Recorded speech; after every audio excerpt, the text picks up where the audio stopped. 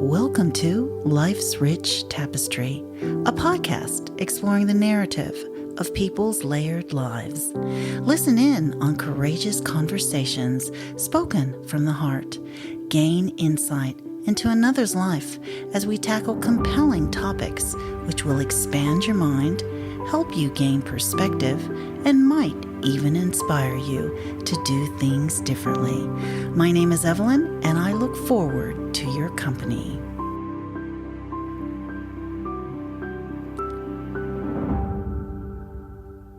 And welcome to another episode of Life's Rich Tapestry. My next guest, Kyle Stewart, was pursuing the American dream of getting a university degree and working at a successful job in Chicago. The sudden deaths of two immediate family members forced him to go inward. The last few years of traveling around the world and calling Australia home has led him to meaningful work through being a Reiki Master and recently becoming a Celebrant, encompassing all milestone ceremonies. I would like to welcome Kyle to the show. Welcome to the show, Kyle. Thank you, Evelyn. It's great to be here. Yeah, it's so good for you to be here with me. I just wanted to start at the beginning. All stories start at the beginning. Sure. Yeah, just tell me where you grew up and a little bit about your family. So I was born in the United States in Lafayette, Louisiana. And my family moved around a bit because my father worked on oil rigs and was an engineer. And we ended up eventually in Omaha, Nebraska, which is the Midwest for those here in Australia who have no idea where that is. It's nice talking to another fellow American, Evelyn, yes. Kind of a little bit more geography of where these flyover places are that we come from. I went to school. I had a great education.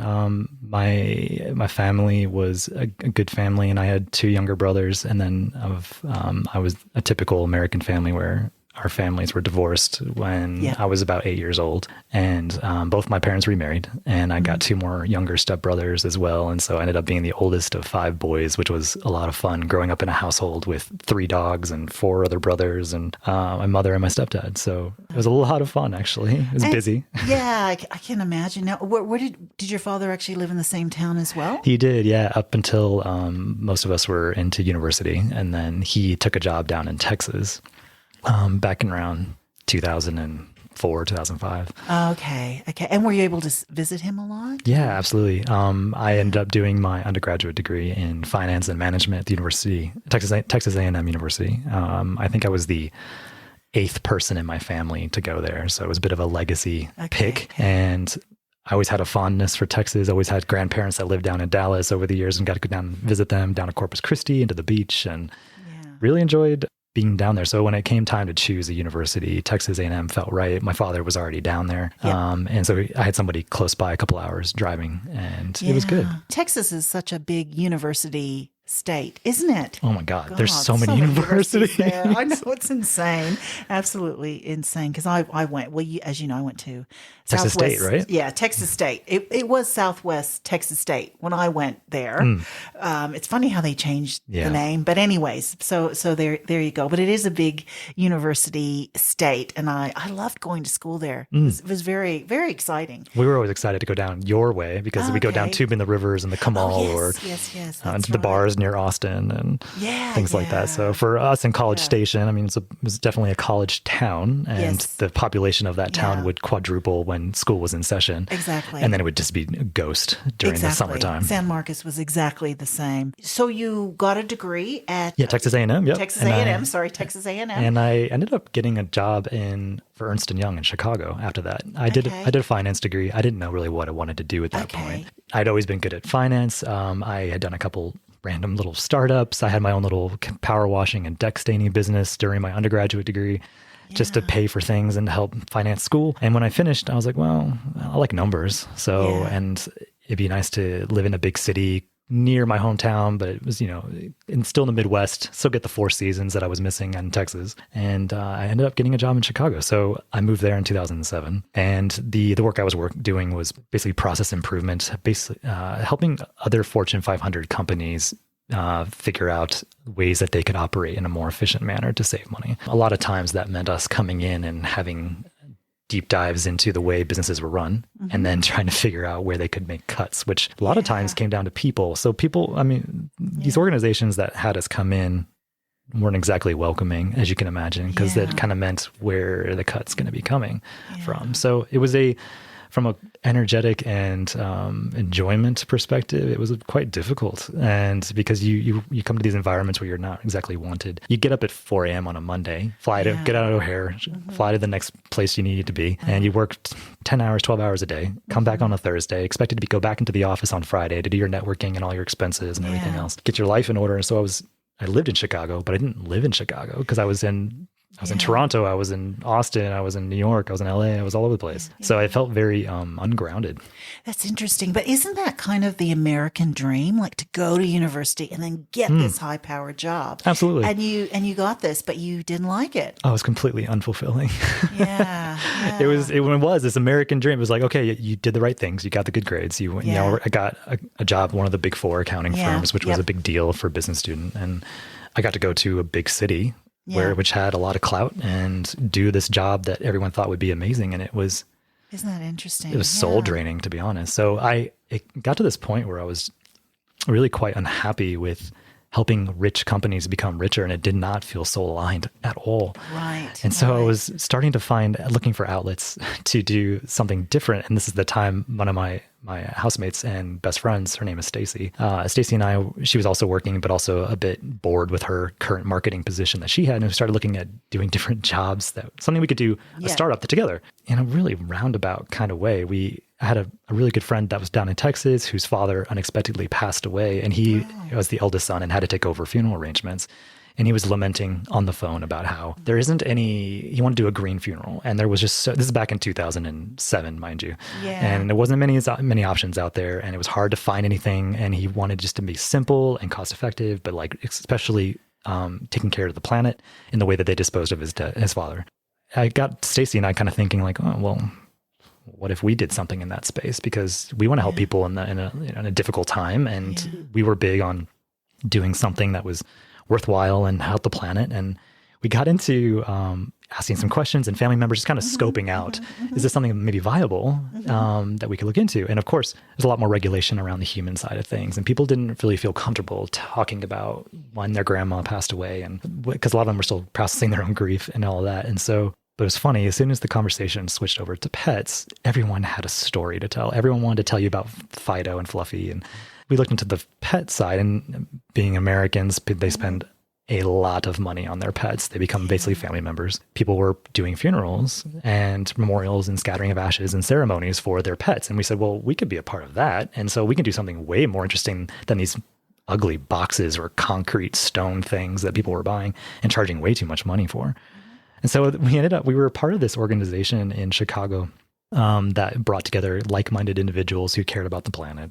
And through them, we met and networked we found this organization called Distant Village, which makes packaging from fair trade workshops in Southeast Asia. And we're like, well, urns are just another form of container. It's a package. So we ended up working with them, designing these basically made out of coconut, mulberry bark, like bone-shaped bones that you could personalize with your dog's tags, and like a little cat ball urn for cats. And we got them made from a women-owned and operated workshop in the Philippines. And we pulled all that together, and we were selling these products before we knew it. Wow. Like in the UK and Canada and Australia and New Zealand. It wasn't a huge, big adventure, and we had actual supply and stock we had to manage and ship. And there's a lot of lessons learned along the way in terms of running that business. But it was I'm explaining this because there's a bit of a thread that the universe has kind of been weaving through my life. And it's kind of been on this death industry. And I'm like, this is interesting. And so this is my first kind of taste into this kind of area. And the company went really well, and it was kind of going on in the background. But then in 2008, I had a younger brother who committed suicide, and that destroyed our family. And he was battling bipolar disorder and mental health issues. And at the time, we were not aware or properly educated on what those symptoms look like and how we could help in a way that was actually helpful. And over time, he got worse, and eventually he decided that it was time to take his life. And did you notice before he committed suicide that he was going through some mental health struggles? Or he definitely had periods of like manicness and then depression. And so like one day, 1 month, he'd talk to you and he'd be the best brother in the world. And he was so excited to talk to you and telling you about all his dreams and visions. And I'm going to be a photographer and a writer and all these different things. And then you wouldn't hear from him for 2 or 3 months and he'd go silent. Right. And you'd be like, what happened to Kevin? And you would just not understand what was going on. Yeah. Was he going to school or did he have a girlfriend? Yeah, or what was he was working at our local church, actually. He was an atheist, but he loved his position as a daycare teacher. And so he's working with really young kids. And he was also studying part-time at our local college and doing some English and social sciences type stuff. But he never really landed on anything that was, it was hard for him to stay focused long enough without the periods of up and downs so he could stay committed enough to finish his courses and his degrees. And was he actually diagnosed with bipolar? Or? Yeah, he was. Towards the end, he was on meds, and then sometimes he would take his medicine, and sometimes he wouldn't, and then we wouldn't know because he was living with it by himself or with other housemates and not with our family members. And so when this happened, I was still in Chicago and I was working, and I got the news, and it was one of those gut-wrenching, fall on the floor, just agony type moments that hit you in life. And I was lucky to have really good friends nearby that were able to pack a suitcase, get me on an airplane, get me back to my hometown and be with family. And I was pulled off my projects for my job, and they were very kind and generous with giving me a lot of time to do bereavement. And they didn't expect me back at work. They didn't push me. It took me a month before I even got back to the office, and they sent flowers and everything, which was nice. And it was this moment of like facing death kind of head on for the first time. Yeah, because you're quite young at that time, weren't you? I was 23 years old. 23 years old. He was 21. And so 21, going into, again, he left us a note and gave us some instructions on what he wanted or, for his funeral memorial. And we ended up having a church service because that's what my parents wanted to do. I had an uncle who was supposed to give a eulogy, and at the very last second decided he couldn't get up there and do it. And so there was no one. And so I went up there with my other younger brother, and he got 5 words in before he fell apart. And then I took over and did an impromptu eulogy to a room full of people that I could barely see through the tears. So it was a confronting experience of wanting to be there in a way and share with this room full of people how much this person meant to me, but I didn't have the words or the preparation to do it, I think, in a very effective way. And so it was hard not to judge myself, to be like, I could have done better, but I also didn't know I was going to be standing up there at that point in time. So this was my first kind of head-on experience with losing a family member.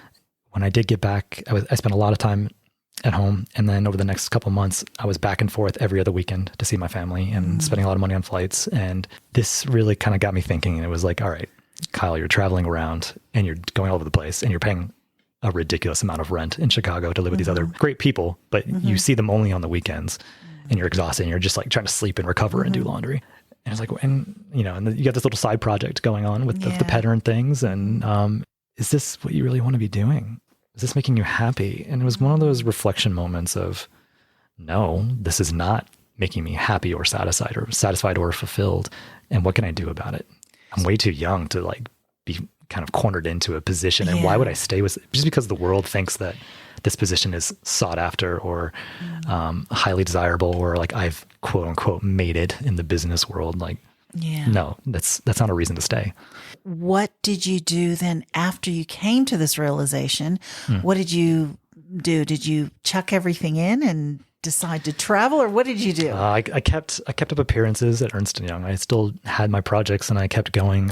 I can honestly, looking back now, say I was pretty much half-assing it at this point, but because I was so distracted and so wanting a change. When I was studying undergrad at Texas A&M University, I was lucky enough to get enrolled into a study abroad program in Spain. That was my first time going abroad. And like a lot of Americans, we don't have a lot of vacation time, and our families are very spread out across different states and cities. And so when we do have limited amounts of time, we want to go see our family. The whole idea of going to Europe for a week is a big deal and quite a big expense as well.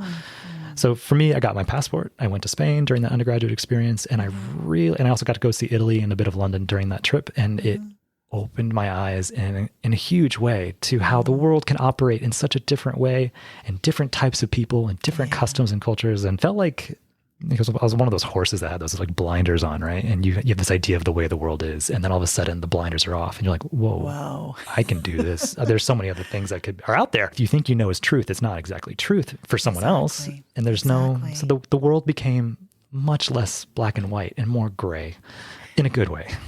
So after you did this undergrad in Spain, and what did you do after that? So I finished up the degree, then I came back to Chicago. This whole experience happened with the work and then my brother, and I was like, you know what? I really want to go abroad again. That's where like the whole question of what next kept pushing me to said overseas. Like I always wanted to live abroad for a year anyway.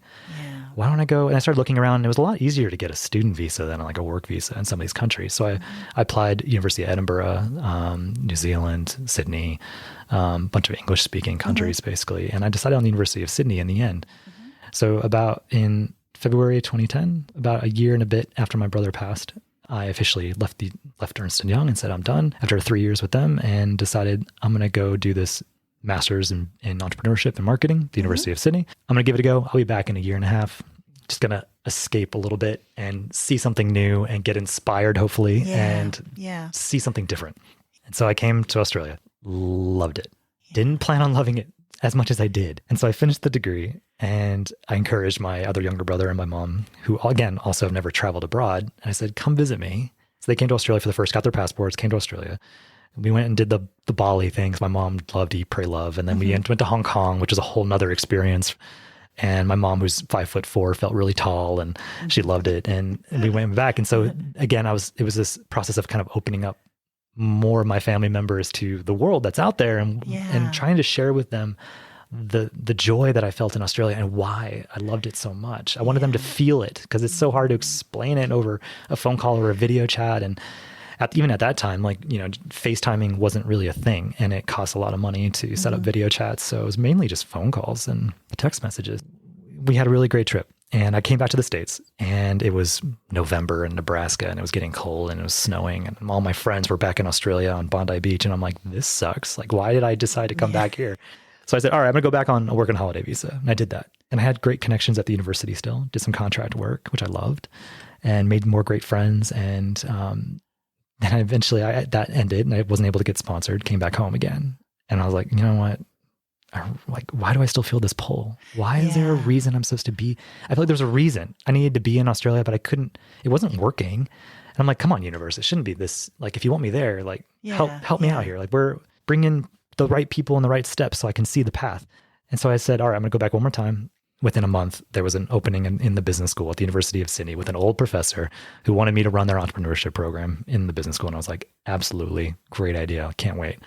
Signed up, got sponsored. From there, I had a really successful 8 or 9 years at the University of Sydney, which eventually turned into the permanent residency and then citizenship in 2018. Okay. So it was this, I knew back then that I was supposed to be here, and it was supposed to get to this point, but I couldn't see how it was supposed to work. Isn't it interesting? And it's interesting when you look back. It makes more sense when you look back than when you're in it. Oh, yeah. Because I was the same when I first flew over Sydney. But this was, a long time ago. But I looked down in Sydney and said, oh, my God, I'm meant to be here. I am meant to be here. It felt right, it just felt didn't it? Right, yeah. And how beautiful that you trusted that. Exactly. And it's a lot of times I think we get overwhelmed by the what ifs and or how difficult it could end up being, and sometimes, like, again, I came over and I was broke at that point, and but I felt called to just give it another shot. Exactly. And I'm so glad I did. Okay, so you were at the University of Sydney for 8 or 9 years, and were you enjoying it, or did you think, oh, maybe I need to do something else? Oh my God, I was loving it. Were you loving it? Loving it. The University of Sydney was a great place to work. In my first role in that entrepreneurship manager type role, I was mainly in charge of the program called RARE, which is Remote and Rural Enterprises. My position was to go out into these remote areas of Australia to find businesses that needed consulting help.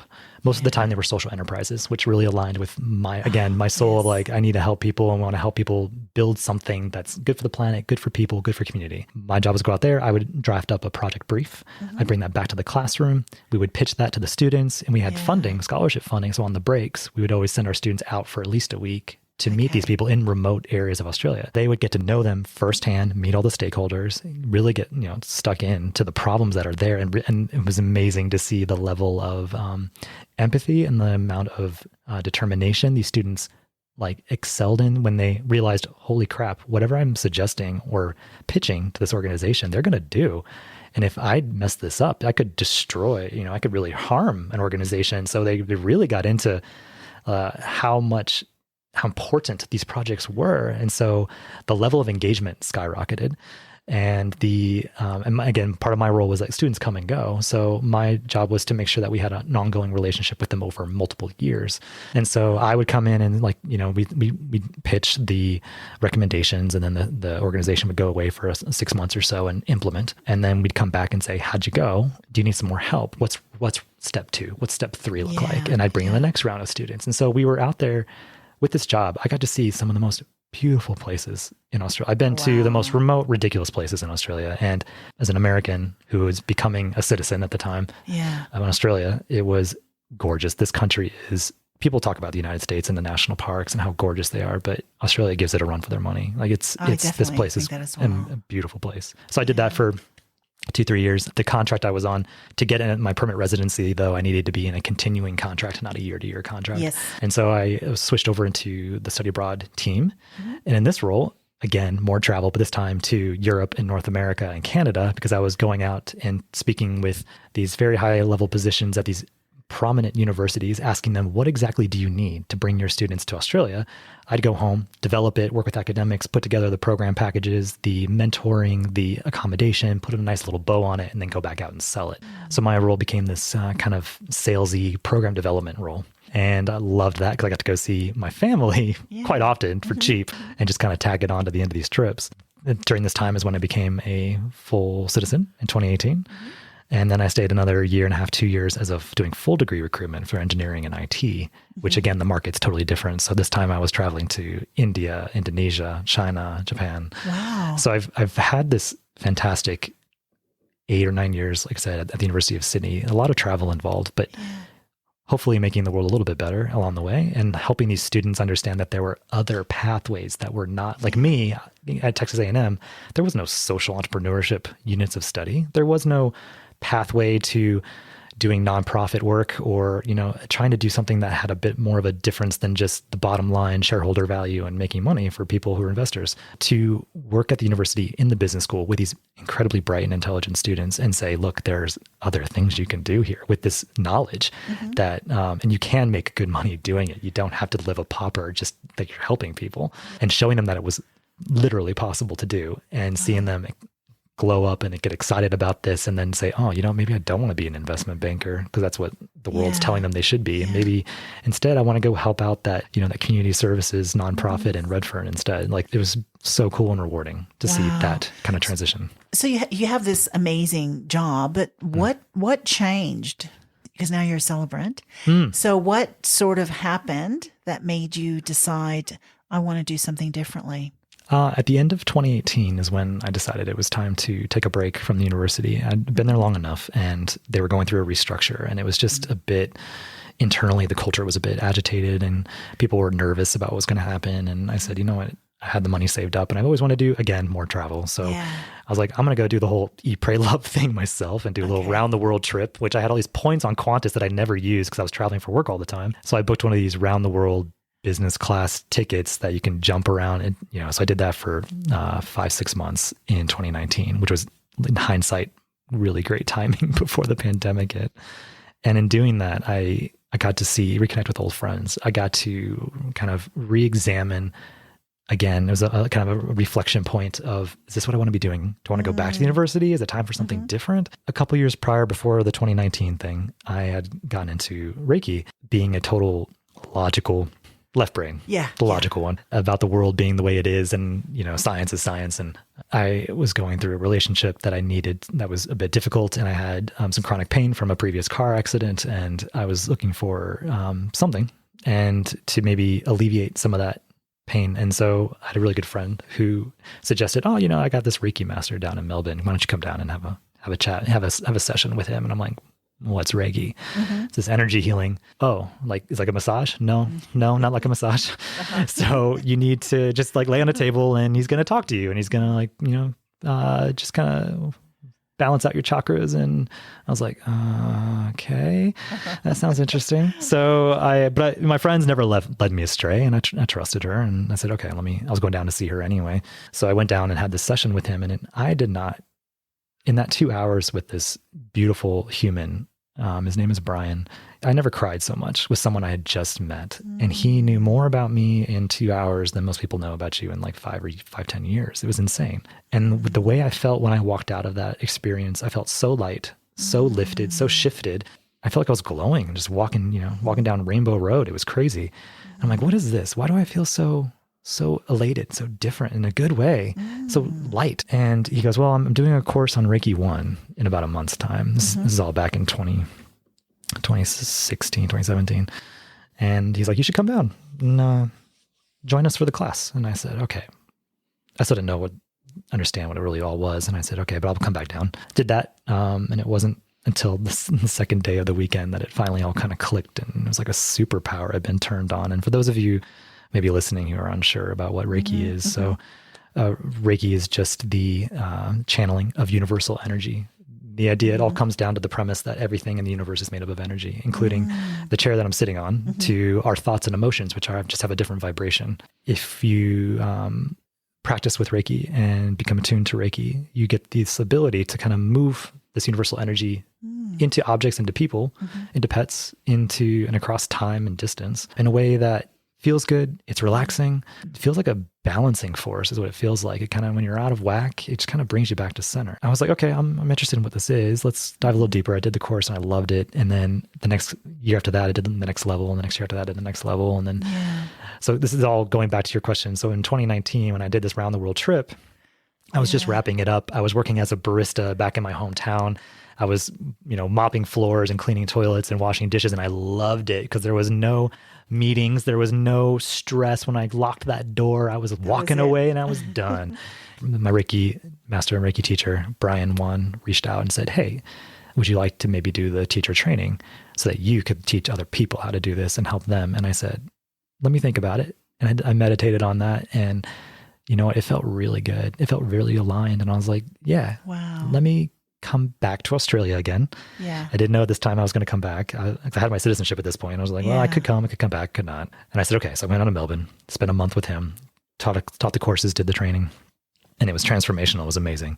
This was all definitely, I felt, meant to be, and in all relating to this celebrant track that I'm getting to, because again, this exercise, again, the world is not so black and white. It's full of different shades of gray, and there's ways of doing things, and there's so much we don't know about ourselves and the way the world works. This whole experience for me and Reiki really broadened me up to think about the way I perceive the world and the way that I fit into it and the way that I react to the things that happen to me in this world. So we all have choice. Yeah. There's always choice you can take something really horribly, or you can take something and say, okay, that's just the way it is. And the way you react to things is what you have control over. You don't have necessarily control over what happens to you, but you have how do you respond to it? Mm-hmm. Absolutely. So that all happened. I came back, did all that. And then come 2020, I'm in the country again still. And I'm thinking, okay, what am I going to do next? Now I got this Reiki thing, and maybe I'll be a Reiki teacher. And I had friends up here in the Blue Mountains, and I was visiting about every month anyway. And I was doing this short-term piecemeal,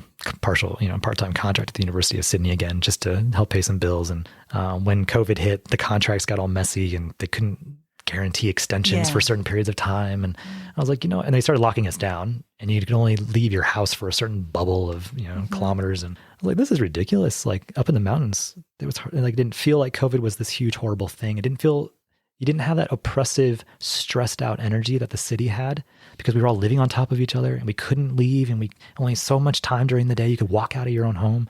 That trap feeling didn't exist up here, I felt. Oh, definitely. And so when I was visiting my friends, I was like, screw this. Like, I'm just going to move up to the mountains and just take a little break and figure things out up here.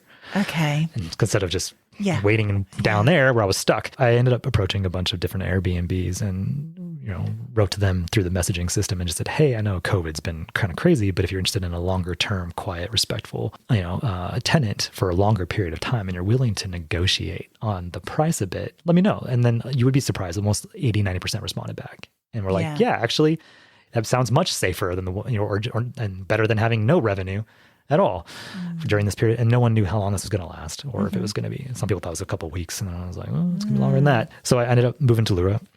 This is where I finally got plugged into the Blue Mountains community, which I now call home and love, and started to get to know my surroundings and exploring all the different walks and the different great places to get food and coffee. And just the people up here have a very different vibe to the people in the city. And though I do miss that, and I do get down there, every third or fourth week to like see my friends and get the food that I can't get up here, get into the mix of the hubbub of the energy of the city. But it's just so nice to retire and retreat back to the serenity that this natural, pristine environment provides for us up in the mountains. Yes. So I was doing all this work, and it was 2020, and I was back in the mountains, and then my father unexpectedly died in August 2020. This came out of nowhere. I remember literally the weekend, the day before, I was at Centennial Glen on a trail, just doodling into a notebook about what I want to do next and just ideas and things. And I go to bed that night. I wake up the next morning. I have 10 missed calls from my younger brother. And I'm like, what the heck is this? And so he calls me up and he tells me Dad has passed. And I was like, what do you mean? And there was a hurricane that was approaching Houston where he lived. And he had complained multiple times to different, like the homeowners association and the power companies about these certain tree limbs that were hanging too close to the power lines. And he had his own generator. He wasn't going to lose power even if these limbs came down, but he was worried about his neighbors. And so he said, you know what? He's a very capable man. He's up on ladders all the time for his job. He's very safe. He's knowledgeable about electrical systems, but he was up there, I'll just take care of this. And while he was on a ladder cutting down some tree limbs, he wasn't realizing that the tree limbs, as he was cutting, were getting lower, and it created an arc, and it touched the power lines, went down the tree limb, down his saw pole, and knocked him off his ladder, and he died instantly. And I was like, holy crap. I didn't really know how to respond in that exact moment. It was also during the peak period where we were all locked into Australia, and I had to ask for the federal government for permission to leave, which was a whole nother traumatic layer on top of losing someone. I did eventually get permission to go. I was there a week after he died. I landed like a week exactly. My brother had already been down there trying to help out and everything. And because my father did not have his will updated, I became the executor as the eldest son, and a country I didn't live in, and a state I didn't really, hadn't been in years. And he left us a mess. And so it took another 1.5 years working with his wife and the other side of the family and all his assets and paying his debts and everything else. So it just became this really long experience. But I guess the really question is like, how does this all tie into being a celebrant? So when I was down there, I was like, you know what? I will take over. I just kind of took charge of things. I don't know. You just kind of have to step up. There was no one else to do it. Usually there was no parent to step in. There was no one.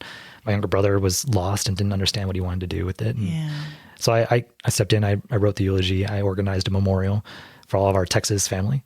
And because it was COVID, we had to do it outside, and we had to wear masks, and we had to be separated in bags, like little snack bags and plastic bags. And it was just weird experience, but it was still important to gather.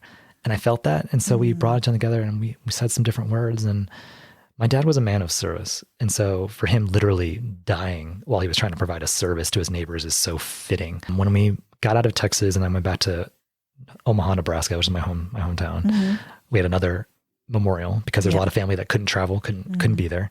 And this time around, I had a little bit more time and space to think about what I wanted to do to better honor him. For me, I thought it was only appropriate that we find an organization and we help them out and be of service, just like my father always tried to do. So my brother and I went to the local hardware store, bought all the wood, a bunch of drills and screws and things. And so as part of our get together with our family up there in Nebraska, we decided to build these raised garden beds that were then partnered with a local nonprofit organization that helped lower socioeconomic families in our hometown grow their own food and learn about food, healthy foods, and all those kind of things. So the whole thing kind of went full circle. And it was through the actual exercise. And I noticed, and I mentioned to you this before, Evelyn, but the men especially have a really hard time kind of sitting right down on like in a chair or a couch and directly in front of somebody else and just talking directly about our emotions and our feelings. It's so much easier to have a container or a space or an activity that you have in front of you that you can work on together. And then that serves as the vehicle for which you can have these informal conversations and story time.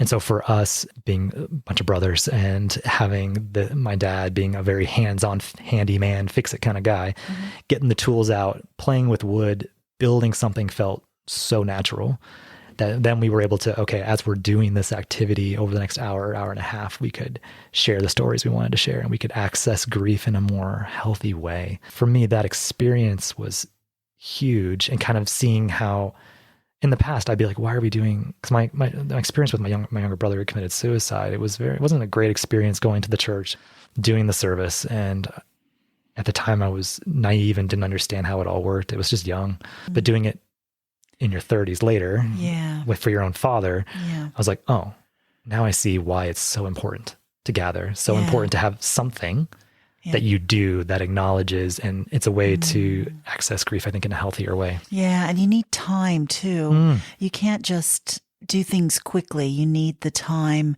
for people to gather their thoughts. So what a great sort of space you provided, and for you to come up with that idea. So that's really, I love that. I really, really do love that. As part of the getting the family together again, like everyone was in such a, I noticed that the whole family was very down, of course, which makes sense.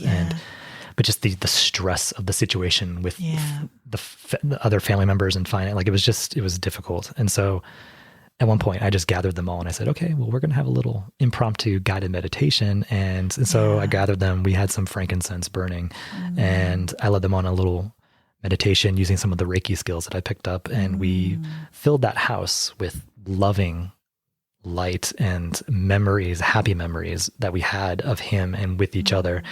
And it was a pronounced shift, I believe, in the way that we were approaching the situation and the way that we felt about it all, because people were crying, people were letting loose. There was definitely shifts there, but it was a pivotal moment where the family said, oh, it was a reminder of, we're here because we love this person.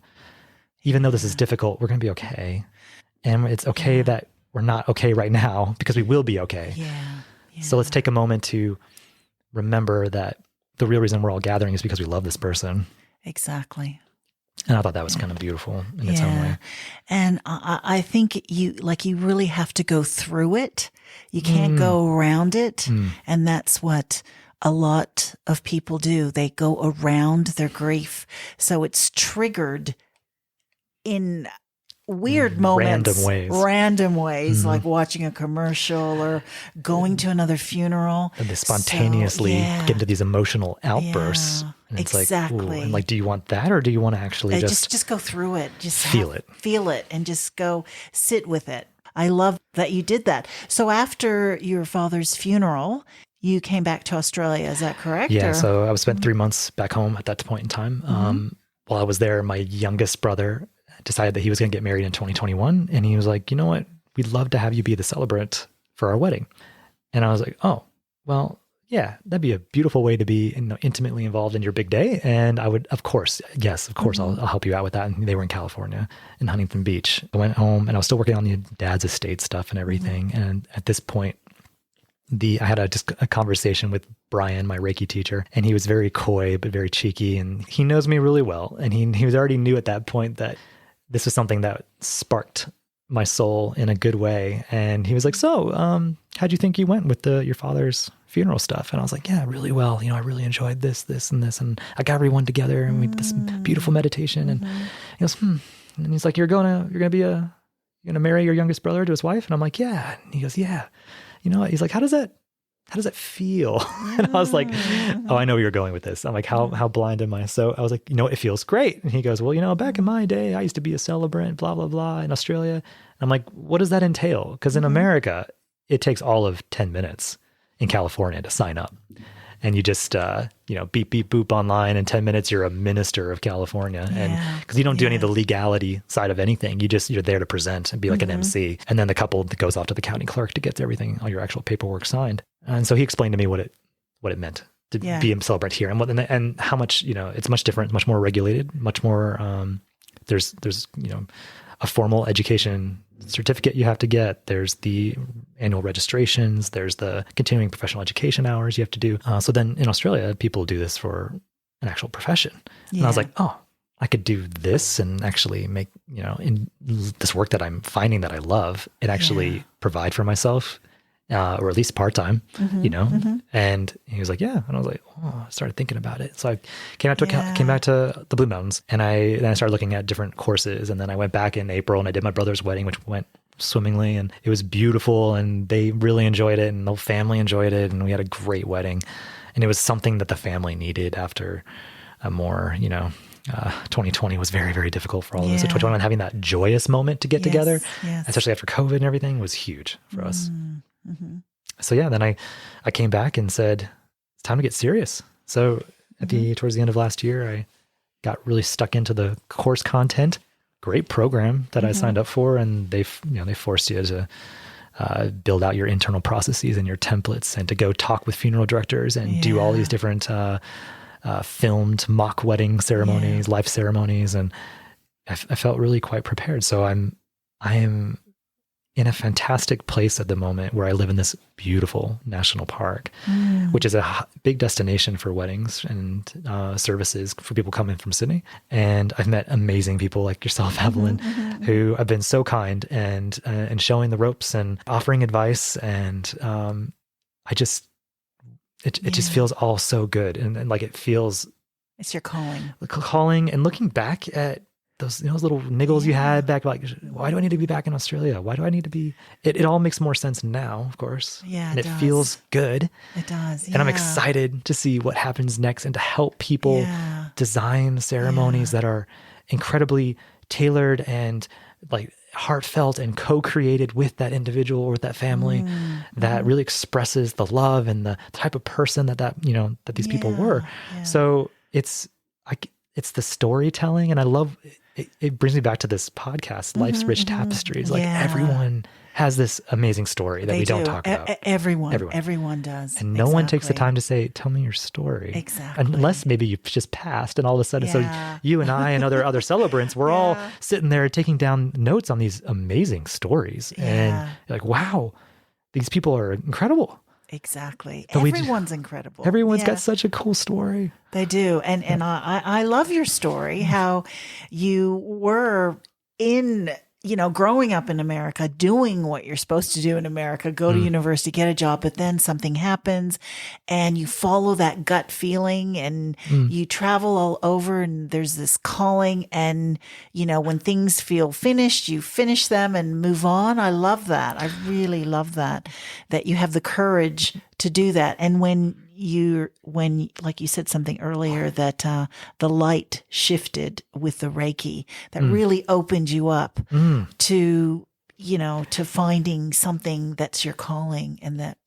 Yeah, and that Reiki bit, it very much complements the work I do as a celebrant. I feel in doing the Reiki, you become this more compassionate, more empathetic individual that can see other people are in pain, and just like everyone's got, their ups and downs in their life, and we can't be so quick to judge. We can't be so quick to decide what kind of person they are without getting to know them better. And it definitely softened me from this more stubborn, righteous, like, this is the way the world is kind of attitude, to no, there's so many different colors, so many different ways of being. So for someone who has lost 2 immediate family members so tragically, has your worldview how has that changed you? I know like Reiki's changed you, but how have those 2 experiences changed you?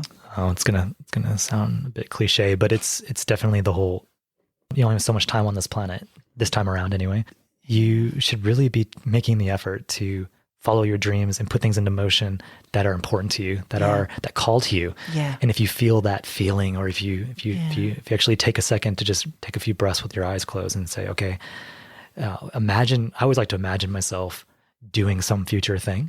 And then I notice what my body feels while I do that. So it's like, okay, do I want to be a celebrant? Yeah, that feels light. That feels good. That feels like fun. It feels like the right thing to do. But if, do I want to sit behind a desk and be an accountant? no shame against that. That for me, that's just not my path. And but some people really light up for that. So it's, if anything, losing people so quickly, like let's do family members. For me, it's about really cherishing the people that are in your life, that are there and close to you, and appreciating them, but also being vulnerable, because we are so, I feel like a lot of times we hide behind these walls and we don't allow ourselves to get really intimate or vulnerable with people unless it's a lot of time or something happens, or if we just lived our lives in a more authentic way every day. I feel like those connections and those synchronicities and those beautiful things that make life amazing just multiply. Like it's just the network effect of it. So if anything, it's taught me to just cherish the ones that I have, to be open to new and beautiful other experiences, but also don't waste your time doing something you don't like doing. Exactly. Because you're going to be all right. Like got to chase that dream and find the thing that feels good. Yeah, I absolutely love that. Now I'm going to include all of some show notes, how to contact you. So with, celebrant work or Reiki, like do you offer any courses with your Reiki? Yeah, I do. I'm based in Blackheath, but I go all over the place in the mountains. And I do courses and take on clients for those who want just, a couple sessions of healing, or if they want to learn how to do it themselves so that they can give it to themselves and their loved ones and their pets and things like that. So I offer courses about 2-3 times a year. And then also on the celebrant side, of course, it's very much, it's weddings, it's funerals, but it's everything in between. So I would love to see more sacred ritual being brought into these types of ceremonies. And what does that mean? Like, for example, say your mother loved to go on walks in nature and commune with the trees, and why don't we, as part of a service when she passes, potentially sitting around a campfire under a gum tree canopy telling stories with the guitar. Like there's ways that we can do ceremony that don't have to be so traditional. Traditional is not bad. It's just that I think that in ways in which we can tailor these experiences towards that unique individual, it makes them more impactful. And it helps everyone who's in attendance to celebrate that life in a meaningful way. So that's where I was going with that. No. I mean, everyone is different in what they want, but I know what you mean. I think people now want more meaning and more connection in a ceremony, in celebrating someone's life. So they do, they're looking for things that are different or not even different, but just more meaningful. So you offer that. So that's fantastic. Absolutely. Excellent. Is there anything else that you wanted to share? No, I love that. Like, for example, our meeting was very much happenstance. Yes, very interesting. Very interesting. Random third connections from the University of Sydney. And then I was like, I'm going to reach out to this lady who's, a hot shot in the mountains and get her opinion on things. And she's like, she tells me, well, I got a podcast. And I'm like, well, I love podcasts. We should talk about that. And then here we are doing this together. So this is just an example of following the breadcrumb trail that the universe kind of puts in front of you. And if you do that, like I've never been on a podcast before. This is amazing. Thank you for having me. Yeah, no, it's wonderful because, like I said, I was talking to my friend over the weekend at Toastmasters, and she mentioned you, and I'm like, oh yeah, okay, I should look him up. And then you text me 2 nights later. It's like, this is insane. So it's been really interesting. We meet up for coffee, and like, oh my gosh, he's had such an interesting layered life. Rich tapestry. Yes, I love it when people follow their calling, or they have interesting lives. They just let things lead them into the next chapter. You were trying to do the thing that, like all of us have been told, all of us been told, go to university, get a good job. Because I was at the same path as you. Do the 10, 20 years. I know, but after I finished college, I thought, no, I'm not doing that. So I kind of felt a kinship when I met likewise. you. Yeah, it was really good. So it's been such a pleasure having you here today, Kyle. I loved it. Thanks again. Thank you so much for your company. Please tune in next week to Life's Rich Tapestry, where you will hear another courageous conversation spoken from the heart.